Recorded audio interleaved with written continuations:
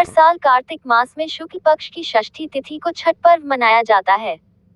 यह व्रत बेहद ही कठिन माना जाता है।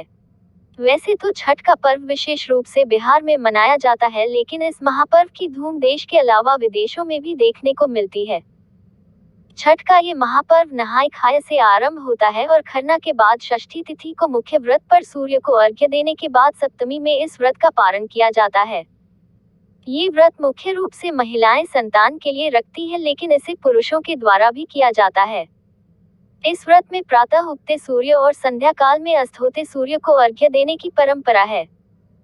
छठ व्रत में नदी या सरोवर में कमर तक पानी में खड़े होकर सूर्य को अर्घ्य दिया जाता है। इस पर्व में मुख्य रूप से सूर्य देव और उनकी बहन षष्ठी या छठी मैया का पूजन किया जाता है। छठ व्रत की प्रचलित कथा के अनुसार प्रियव्रत नाम के एक राजा थे। उनकी पत्नी का नाम मालिनी था। दोनों की कोई संतान नहीं थी। इस कारण राजा और उसकी पत्नी दोनों ही बहुत दुखी रहा करते थे।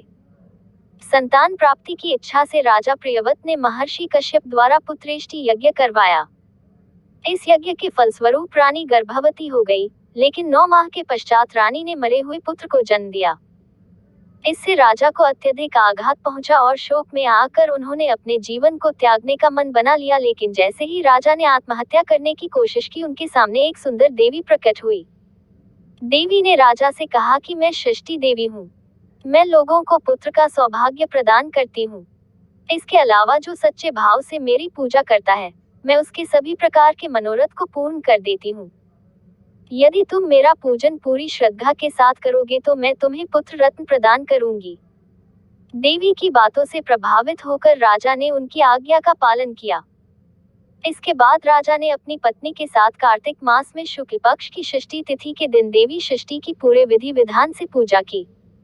इस पूजा के फलस्वरूप उन्हें एक सुंदर पुत्र की प्राप्ति हुई। तभी से छठ का पावन पर्व मनाया जाने लगा। इसलिए कार्तिक मास में शुक्ल पक्ष की षष्ठी तिथि को संतान की लंबी आयु और संतान प्राप्ति की कामना के लिए छठ का व्रत किया जाता है। इसी के साथ महाभारत काल से भी छठ व्रत की कथा जुड़ी हुई है। इस कथा के अनुसार जब पांडव अपना सारा राजपाट जुए में हार गए, तब द्रौपदी ने छठ व्रत रखा। इस व्रत के प्रभाव से उसकी मनोकामनाएं पूरी हुई तथा पांडवों को वापस राजपाट की प्राप्ति हुई।